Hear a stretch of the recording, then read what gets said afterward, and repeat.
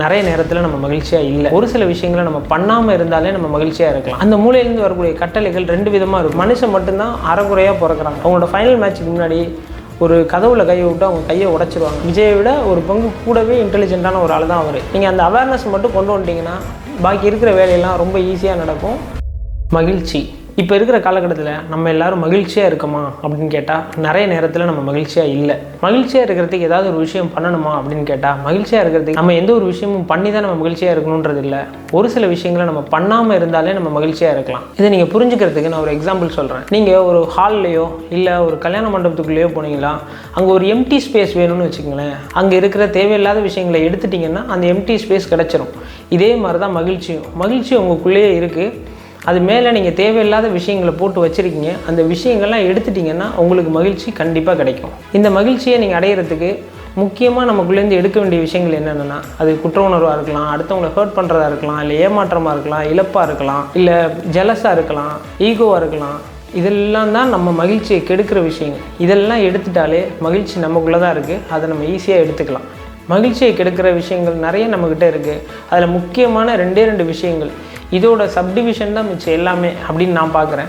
First விஷயம் hurt பண்ணுறது, அடுத்தவங்களை ஹர்ட் பண்ணுறது, இல்லை அடுத்தவங்களை பண்ணுறதை நம்ம ஹர்ட்டுன்னு நினச்சிக்கிட்டு நம்ம மகிழ்ச்சியை கெடுத்துக்கிறது. ரெண்டாவது ஈகோ அண்ட் ஜெலசி. இது ரெண்டும் நமக்குள்ளே என்றைக்கு வருதோ அன்றைக்கி நம்ம மகிழ்ச்சியாக இருக்கவே போகிறதில்ல. ஸோ இது ரெண்டுத்தையும் நம்ம இதிலேருந்து எப்படி எடுக்கிறது அப்படின்னு தெரிஞ்சுக்கிறதுக்கு முன்னாடி நம்மளை பற்றின நமக்கு ஒரு புரிதல் இருந்தால் தான் இந்த விஷயங்களை நம்மள்டேருந்து எடுக்க முடியும். நம்ம நிறைய நாள் யோசிச்சிருப்போம், அன்னைக்கு இந்த விஷயத்தை பண்ணாமல் இருந்தா, அன்னைக்கு நம்ம வாயை திறக்காமல் இருந்தா, அன்னைக்கு கோவப்படாமல் இருந்திருந்தா, அன்னைக்கு நம்ம அவங்கள அடிக்காமல் இருந்திருந்தா, அன்னைக்கு அந்த தப்பான முடிவு எடுக்காமல் இருந்திருந்தா, இப்படின்னு நிறையா விஷயங்களை நம்ம கொஞ்ச நாள் கழித்து யோசித்து ஃபீல் பண்ணுவோம். நம்ம அன்றைக்கி செஞ்சது கொஞ்சம் உணர்ச்சி வசப்பட்டு செஞ்சிட்டோம் அப்படின்னு நினச்சி ஃபீல் பண்ணியிருப்போம். அன்றைக்கி நம்ம முடிவெடுத்து பேசுனதும் நம்ம தான், இன்றைக்கி அதே முடிவு தப்புன்னு நினைக்கிறதும் நம்ம தான். ரெண்டுமே நம்ம தான். அப்படின்னா நம்ம மூளையிலேருந்து வரக்கூடிய ஒரு சில கட்டளையின் அடிப்படையில் தான் நம்ம இந்த முடிவை எடுப்போம். அந்த மூளையிலேருந்து வரக்கூடிய கட்டளைகள் ரெண்டு விதமாக இருக்கும். ஒன்று உணர்ச்சி பூர்வமாக இருக்கும், இன்னொரு அறிவுபூர்வமாக இருக்கும். இந்த உணர்ச்சி பூர்வமாக நம்ம எடுக்கிற எல்லா முடிவுக்கும் அமிக்டெல்லா அப்படின்றதான் காரணம். அறிவுபூர்வமாக நம்ம எடுக்கிற எல்லா முடிவுக்கும் நியோ கார்டெக்ஸ் அப்படின்னு சொல்லுவாங்க. இதுதான் காரணம். இதை தாண்டி நிறையா லிம்பிக் சிஸ்டம் இருக்குது, தலாமஸ் இருக்குது, ஹைப்போ தலாமஸ் இருக்குது. நம்ம டெக்னிக்கலாக அதுக்குள்ளே ரொம்ப போக வேணாம். முக்கியமான இந்த ரெண்டு விஷயங்களை மட்டும் நம்ம புரிஞ்சுக்கிறது மூலிமா நம்ம மகிழ்ச்சியாக இருக்க முடியும். நம்ம எப்போவுமே அறிவுபூர்வமாக முடிவு எடுத்துகிட்டா பெட்டராக தானே இருக்கும். ஏன் இந்த அமிக்டெல்லா எப்போவுமே நம்ம நியோ கார்டெக்ஸ் மட்டும் வச்சு ஆண்டவன் நம்மளை படைச்சிருந்தாருன்னா நம்மளால் ஈஸியாக எல்லாத்தையும் அறிவுபூர்வமாக முடிவெடுத்துட முடியுமே அப்படின்னு நமக்கு தோணும். ஆனால் உணர்ச்சிகளும் ரொம்ப முக்கியம். ஏன்னா அன்பு, காதல், விசுவாசம், மனிதாபிமானம், இது எல்லாத்துக்கும் பிறப்பிடம் அமிக்டெல்லா தான். ஸோ நம்ம பிறக்கும் பொழுது மனுஷன் மட்டும்தான் அரைகுறையாக பிறக்கிறான். மிச்சம் எல்லா உயிரினங்களும் 95% எல்லா விதமான அறிவோடையும் தான் பிறக்குது. ஏன்னா பிறந்த உடனே எல்லா உயிரினமும் தனித்து விடப்பட்டால் அது கண்டிப்பாக பொழைச்சிக்கும். மனுஷன் மட்டும்தான் அரைகுறையாக பிறக்கிறாங்க. ஒரு குழந்தை பிறக்குது, தனித்து விடப்பட்டால் கண்டிப்பாக அது இறந்து போயிடும். ஏன்னா அது அந்த சூழ்நிலையை தாக்கு பிடிச்சி வாழ்கிற அளவுக்கு எல்லா விதமான அறிவோடையும் அது பிறக்கிறதில்ல. ஏன்னா மனிதன் பிறக்கும் பொழுது அவன் எந்த இடத்துல பிறக்கிறானோ அதுக்கேற்ற மாதிரி அவன் வளரணுங்கிறதுக்காண்டி அரைக்குறையாக தான் மனிதன் படைக்கப்படுறான். அதனால தான் அமெரிக்காவில் பிறக்கிற குழந்தை இங்கிலீஷ் படிக்குது, இங்கிலீஷ் பேசுது. இந்தியாவில் பிறக்கிற நம்ம ஹிந்தி பேசுகிறோம், தமிழ் பேசுகிறோம். அண்டார்டிகாவில் பிறக்கிற குழந்தை அந்த தட்பவெப்ப நிலையை தாங்கிக்கிற மாதிரி வளர்கிறாங்க. ஸோ இயற்கை எப்படி படைக்குதுன்னா, மனுஷன் பிறக்கும் பொழுது அந்த பிறக்கிற இடத்துக்கு ஏற்ற மாதிரி அவனோட தகவமைப்பை மாற்றிக்கணுன்றதுக்காண்டி தான் மனிதன் அரைகுறையாக படைக்கப்படுறான். ஆனால் படைக்கும் பொழுதே அவனுக்கு அழுகை, சிரிப்பு, இந்த உணர்ச்சியெல்லாம் இருக்கும். ஏன்னா பிறக்கும் பொழுதே நமக்குள்ளே இருக்கிறது அமிக்டெல்லா தான். ஏன்னா அமிக்டெல்லா தான் நமக்கு அண்ணன். இதுக்கு அப்புறம் தான் நியோ கார்டெக்ஸ். நம்ம வளர தான் நமக்கு அறிவு வரும். அறிவு வந்ததுக்கப்புறம் தான் இந்த நியோ கார்டெக்ஸோட வேலையை ஆரம்பிக்கும். ஸோ நம்மளோட முடிவுகள் எல்லாத்துக்குமே எப்போவுமே உணர்ச்சி பூர்வமாக தான் இருக்கும். ஏன்னா நமக்கு பிறந்ததுலேருந்தே கூட இருக்கிறது அமிக்டெல்லா தான். முடிவெடுக்கிறதுலேயும் அவர் தான் சீனியர். அவர் என்ன சொல்கிறாரோ அவருக்கு மிச்சம் எல்லாருமே கட்டுப்படுவாங்க. ஸோ அதனால தான் நம்ம இந்த இடத்துலையே உணர்ச்சி பூர்வமாக டக்குன்னு முடிவெடுத்துடுறோம். அதை பற்றி பின்னாடி யோசிக்கிறோம். இப்போ இந்த அமிக்டெல்லாவையும் நியோ கார்டெக்ஸையும் நம்ம புரிஞ்சதோடு அப்படியே இருப்போம். இப்போ நம்ம விஷயத்துக்குள்ளே வருவோம். நம்ம ஹாப்பியாக இல்லாமல் இருக்கிறதுக்கு ரெண்டு விஷயம் சொன்னேன் இல்லையா? ஒன்று ஹர்ட் பண்ணுறது, ரெண்டாவது ஈகோ ஆர் ஜெலசி. நம்ம அடுத்தவங்களை ஹர்ட் பண்ணாலோ இல்லை அடுத்தவங்க நம்மளை ஹர்ட் பண்ணுறதா நினச்சிட்டாலோ நம்ம மகிழ்ச்சியை நமக்கு எடுத்துக்குவோம். எக்ஸாம்பிள், நீங்கள் ஒரு ஃபங்க்ஷன் போகிறீங்க, அது உங்களோட க்ளோஸ் ஃப்ரெண்டோட ஃபங்க்ஷன். அவர் எல்லாரையும் நல்ல ஜாலியாக சந்தோஷமாக இன்முகத்தோடு வரவேற்கிறாரு. உங்களை வரவேற்கும் பொழுது மட்டும் சும்மா நார்மலாக வாங்கன்னு சொல்லிட்டு விட்டுறாரு. நீங்கள் உள்ளே போனோடனே உங்களுக்கு உங்களோட எண்ணங்கள் எப்படி இருக்கும் அதை பற்றி யோசிப்பீங்க. என்னடா இவ்வளோ க்ளோஸ் ஃப்ரெண்டு எல்லாரையும் இப்படி வரவேற்கிறான், நம்மளை மட்டும் இப்படி சும்மா ஜஸ்ட் லைக் தட் இப்படி சொல்லிட்டான்னு அதை பற்றியே யோசித்து அந்த ப்ரெசென்ட்டில் இருக்கிற சந்தோஷத்தை இழந்து அவரை பற்றின ஒரு நெகட்டிவ் எமோஷனை மைண்டில் கொண்டு வந்து அடுத்த தடவை நீங்கள் அவரை பார்க்கும் பொழுது அவர் மேலே ஒரு நெகட்டிவ் எமோஷன் எப்படி கொடுக்கலாம், இதுக்கு பதில் ரிவெஞ்ச் எப்படி நம்ம கொடுக்கலாம் அப்படின்றத பற்றி யோசிச்சுட்டு இருப்போமே தவிர அந்த பர்டிகுலர் சுச்சுவேஷனில் நம்ம கண்டிப்பாக சந்தோஷமாக இருக்க மாட்டோம். இந்த எமோஷனை நம்ம எப்படி ஹேண்டில் பண்ணுறது அப்படின்னா, நீங்கள் கோர்ட்டில் பார்த்துக்கிட்டிங்கன்னா வழக்கு விசாரிப்பார், வழக்கு தொடுத்த ஒரு இடத்துல இருப்பார், ஆப்போனண்ட்டால் இன்னொருத்தவங்க இருப்பாங்க, 2 பேரும் வாதாடுவாங்க, 2 பேரோட எவிடன்ஸும் சப்மிட் பண்ணுவாங்க. அதுக்கேற்ற மாதிரி யார் பேர் மேலே தப்போ அவருக்கு நீதிபதி தண்டனை வழங்குவார். ஆனால் நம்ம கேஸில் என்ன நடக்குது, நம்ம தான் அவரை தப்பானவர்னு யோசிக்கிறோம், நம்மளே அவரை பற்றின நிறைய எவிடன்ஸ் கொடுக்குறோம். அவர் நம்மளை பார்த்து சிரிக்கலை, எல்லாரையும் பார்த்து சிரிக்கிறாரு, அப்போ அவர் தப்பான ஆள் அப்படின்னு முடிவு பண்ணி அவர் குற்றவாளி அப்படின்னு அவர் கேஸ் ஃபைலில் இவர் தப்பான ஆள் அப்படின்னு எழுதி நம்ம மண்டைக்குள்ளே அதை போட்டு மூடி வச்சிடறோம். நெக்ஸ்ட் டைம் அவரை பார்க்க வரும்பொழுது கேஸ் ஃபைல் எடுத்து பார்த்தா இவர் சரியில்லை, தப்பான ஆள் அப்படின்னு நம்மளே முடிவு பண்ணி வச்சுருக்கோம்.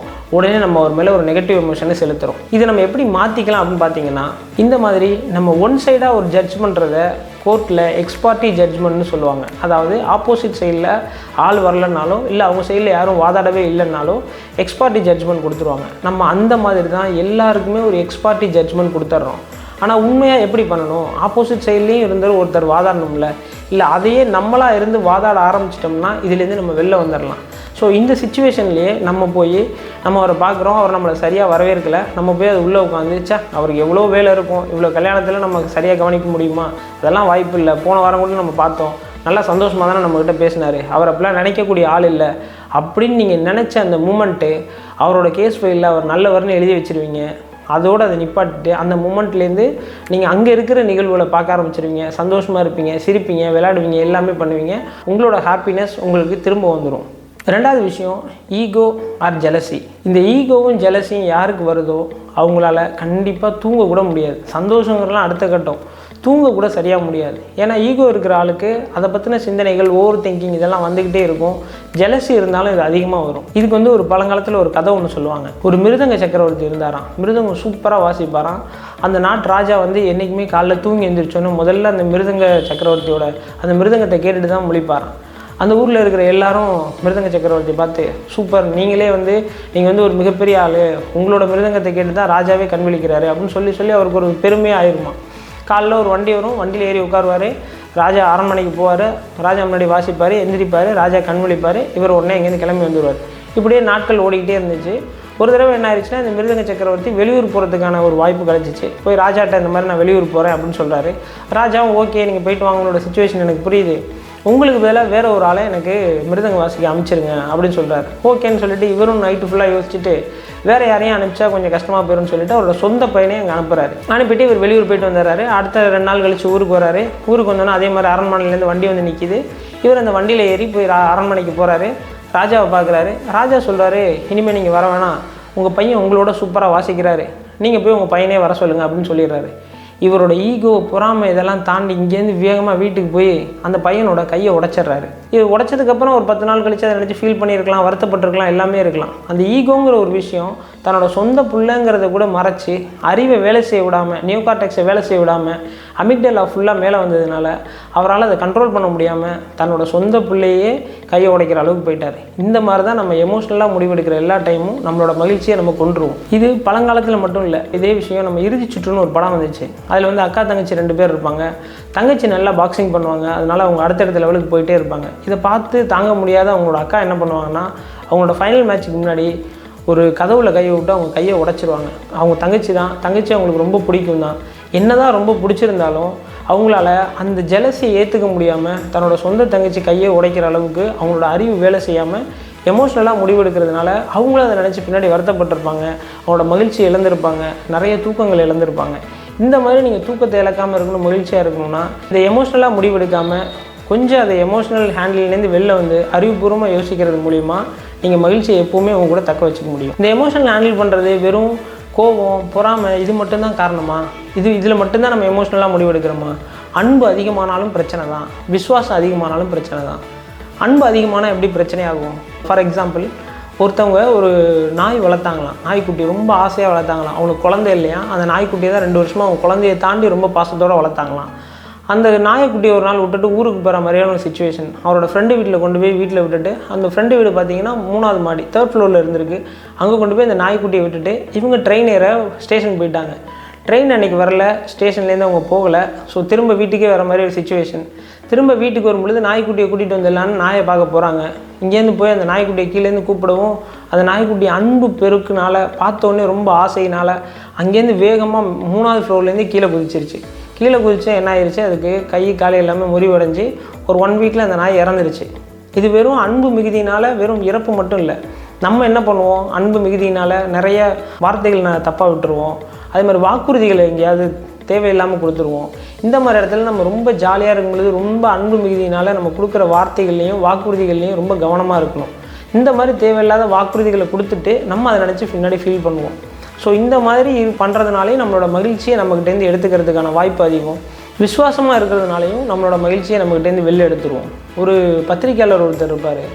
அவர் வந்து பத்திரிக்கையில் ஜாயின் பண்ணும் பொழுது அந்த ஜாயின் பண்ணி விட்ட அவரோட சீனியர் ஒருத்தர் இருப்பார். அவரை எல்லா தீபாவளிக்கும் போய் பார்த்துருவார்.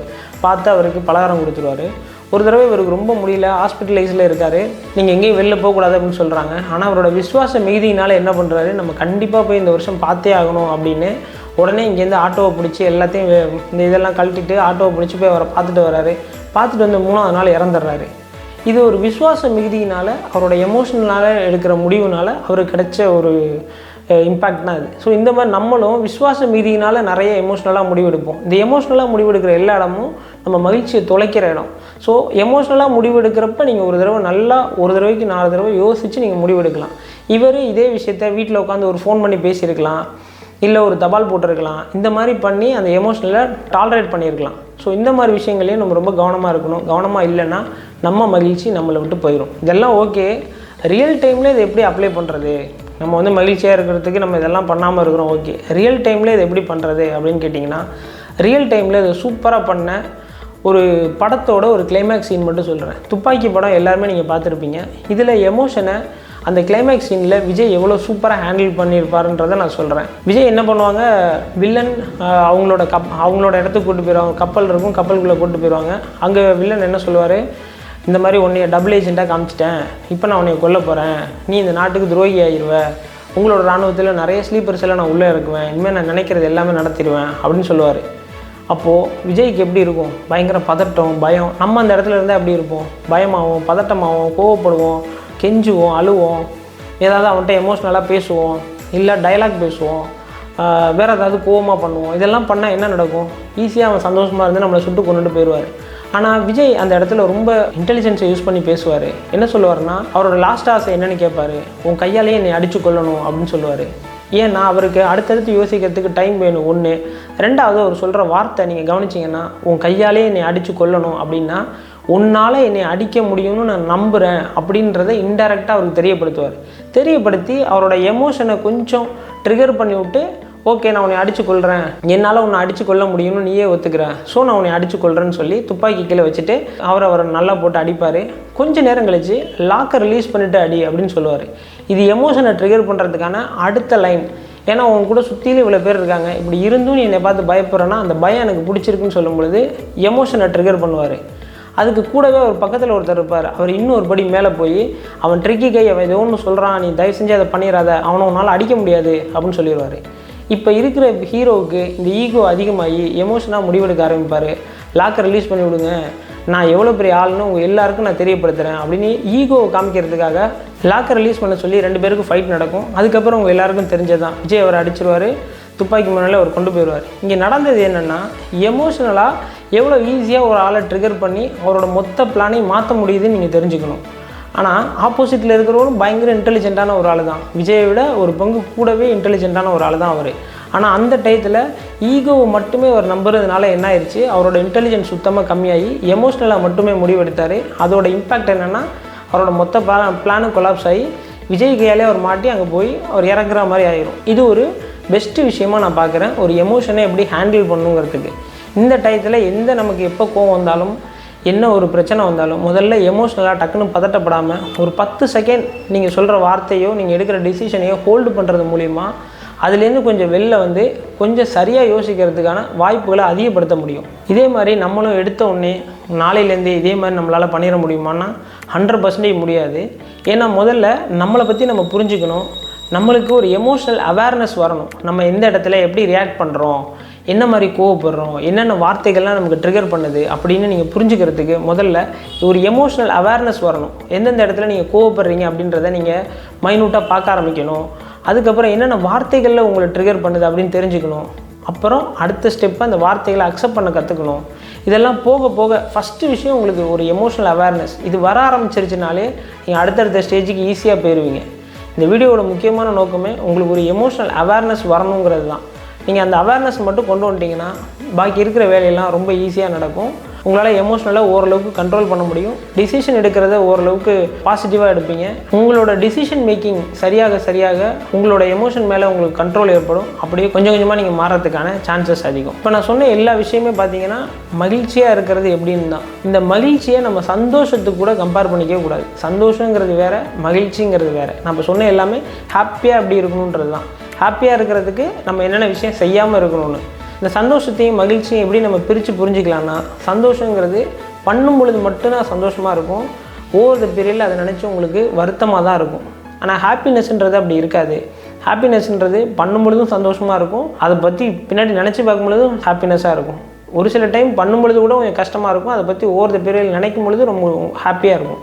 இதுக்கு பேர் தான் ஹாப்பினஸ். எக்ஸாம்பிள் நீங்கள் புரிஞ்சுக்கணும்னு பார்த்தீங்கன்னா, நீங்கள் நிக்கோட்டினோ ஆல்கஹாலோ உங்களோட ஃப்ரெண்ட்ஸ் கூட எடுத்துக்கும் பொழுது சந்தோஷமாக இருக்கும். பட் அந்த நிகழ்ச்சியை திரும்ப யோசிக்கும் பொழுது உங்களுக்கு ரொம்ப வருத்தமாக இருக்கும். ஸோ இதெல்லாம் சந்தோஷம். மகிழ்ச்சிங்கிறது என்னென்னா, நீங்கள் ஒரு பிளட் டொனேட் பண்ணுறீங்க, ஒரு நாலேஜ் ஷேர் பண்ணுறீங்க, ஒருத்தவங்களுக்கு ஒரு படிக்கிறதுக்கு உதவுறீங்க. இதெல்லாம் பார்த்துக்கிட்டிங்கன்னா பண்ணும் பொழுதும் சந்தோஷமாக இருக்கும். அதை பற்றி நினைக்கும் பொழுதும் சந்தோஷமாக இருக்கும். நீங்கள் ஜிம்முக்கு போகிறீங்க, இல்லை ஒரு இடத்துல உட்காந்து படிக்கிறீங்க அப்படின்னா அதெல்லாம் படிக்கும் பொழுதும் ஜிம்முக்கு போகும்பொழுதும் கஷ்டமாக இருக்கும். பட் ஓவர் த பீரியடில் அதை நினச்சி சந்தோஷமாக இருக்கும். இதுதான் ஹாப்பினஸ். அப்போ ஹாப்பினஸ்ஸை எப்படி நம்ம டிஸ்கிரைப் பண்ணலான்னா, சாட்டிஸ்ஃபைடான சந்தோஷம் எங்கே இருக்கோ அதுதான் வந்து ஹாப்பினஸ். அதை நோக்கி தான் நம்ம போகணும். சந்தோஷத்தையும் மகிழ்ச்சியை நீங்கள் புரிஞ்சுக்கிறதுக்கு நான் ஒரு எக்ஸாம்பிள் சொல்கிறேன். நீங்கள் உங்களுக்கு ஒரு காலையில் ஒரு முக்கியமான வேலை ஒன்று இருக்குது. காலையிலேருந்து மதியம் வரைக்கும் அந்த வேலை போகும். ஒரு மீட்டிங் இருக்குது, ஏதோ ஒரு முக்கியமான வேலை இருக்குது. உங்கள் ஃப்ரெண்ட்ஸ் கேங்கெல்லாம் ஊர்லேருந்து வந்திருக்காங்க. உங்களை அவங்க எல்லோரும் பார்ட்டி கூப்பிட்றாங்க. உடனே என்ன பண்ணுறீங்க, பயங்கர ஜாலியாகி இந்த விஷயத்தை கொஞ்சம் லேட்டாக பார்த்துக்கலான்னு சொல்லி அவங்களோட போய் நீங்கள் போய் ஜாலியாக இருக்கீங்க. அதுக்கு பேர் சந்தோஷம்.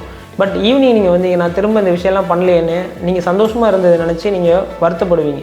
அதே நீங்கள் காலையில் எழுந்திரிச்சு ஓகே நீங்கள் எல்லோரும் ஒன்றா ஒரு இடத்துல இருங்க, 4 o'clock ஆஃப்டர் நான் வந்து உங்களை வந்து பார்க்குறேன்னு சொல்லி காலையில் உங்களோட எல்லா விஷயங்களையும் முடிச்சுட்டு போய் ஒரு மணி நேரம் அவங்களோட ஆல்கஹாலோ நிக்கோட்டினோ எடுத்துக்காமல் 1 மணி நேரம் சந்தோஷமாக இருந்துட்டு வந்து அந்த நிகழ்வு நீங்கள் யோசிச்சிங்கன்னா மகிழ்ச்சியை மட்டும்தான் தரும். ஏன்னா உங்களோட சந்தோஷம் ஒரு சாட்டிஸ்ஃபைடான சந்தோஷமாக இருக்குது. அதனால அது உங்களுக்கு மகிழ்ச்சியை கொடுக்கும். வெறும் சந்தோஷம் மட்டும் உங்களுக்கு என்றைக்குமே மகிழ்ச்சியை கொடுக்காது. அது டெம்பரவரி ஹாப்பினஸ் மட்டும்தான். அந்த மொமெண்ட்டில் மட்டும்தான் உங்களுக்கு ஹாப்பினஸ் இருக்கும். அதுக்கப்புறம் அந்த ஹாப்பினஸ் இருக்காது. ஏன்னா அங்கே சுரக்கிறது உங்களுக்கு டோப்பமைன் சுரக்கிற எல்லா விஷயமும் உங்களுக்கு ஒரு டெம்பரவரி ஹாப்பினஸ் தான் கொடுக்கும். பட் வேறஸ் உண்மையான மகிழ்ச்சிங்கிறது ஆக்சிடோசின், எண்டோர்ஃபின் இந்த மாதிரி ஒரு மகிழ்ச்சி ஹார்மோன் சுரக்கும். இது உங்களுக்கு சுரக்கிறது மூலயமா நீங்கள் எனி டைம் மகிழ்ச்சியாகவே இருக்கலாம். ஏன்னா நம்ம சந்தோஷமாக இருக்கிறப்ப நமக்கு டோப்பமைன் மட்டும்தான் சுரக்கும். இந்த டோப்பமைன் திரும்ப அந்த விஷயத்தை பண்ண சொல்லும். அதே மகிழ்ச்சியாக இருக்கும் பொழுது டோப்பமைன் மட்டும் இல்லாமல் ஆக்சிடோசின், எண்டோர்ஃபின் இப்படி எல்லா ஹார்மோனும் சுரக்கும். அது எப்போவுமே நம்ம மகிழ்ச்சியாக வச்சுக்கும். ஸோ என்னை பொறுத்தவரையும் மகிழ்ச்சிங்கிறது ஒரு காம்படிஷன் ஜெயிக்கிறதோ, இல்லை பயங்கரமாக ஒரு பொருளாதாரத்தில் முன்னேறதோ, இல்லை சுற்றிலும் பயங்கர லக்ஸரியான ஒரு லைஃப் வாழ்கிறதோ இல்லை. என்னை பொறுத்தவரையும் மகிழ்ச்சிங்கிறது நம்மளை புரிஞ்சுக்கணும், நம்மளை சுற்றி இருக்கிறவங்கள புரிஞ்சுக்கணும், நிறைய விட்டு கொடுக்கணும், நிறைய பேருக்கு நிறைய நாலேஜ் ஷேர் பண்ணணும், நிறைய பேருக்கு நிறைய நம்மளால் முடிஞ்ச உதவிகளை செய்யணும். இப்படி செஞ்சு டெய்லி பேசிஸில் நம்ம கொஞ்சம் சின்ன விஷயங்களை செஞ்சு அது மூலிமா கிடைக்கிற மகிழ்ச்சி தான் உண்மையான மகிழ்ச்சின்னு நான் நம்புகிறேன். இதை நீங்கள் டெய்லி பேசிஸில் நீங்களும் ஃபாலோ பண்ணும் பொழுது உங்கள் லைஃப் கண்டிப்பாக மகிழ்ச்சியாகவும் சக்ஸஸ்ஃபுல்லாகவும் இருக்கிறதுக்கான பாசிபிலிட்டிஸ் அதிகம். இந்த மாதிரி உங்களுக்கு க்ரோத் சம்மந்தமாக, கரியர் சம்மந்தமாக, மைண்ட் செட் சம்மந்தமாக உங்களுக்கு வீடியோஸ் வேணும்னா சப்ஸ்கிரைப் பண்ணுங்கள், பெல் ஐக்கானே கிளிக் பண்ணிக்கங்க. நீங்கள் நம்ம வீடியோஸை சப்போர்ட் பண்ணுங்கள், சேர்ந்து வளருவோம்.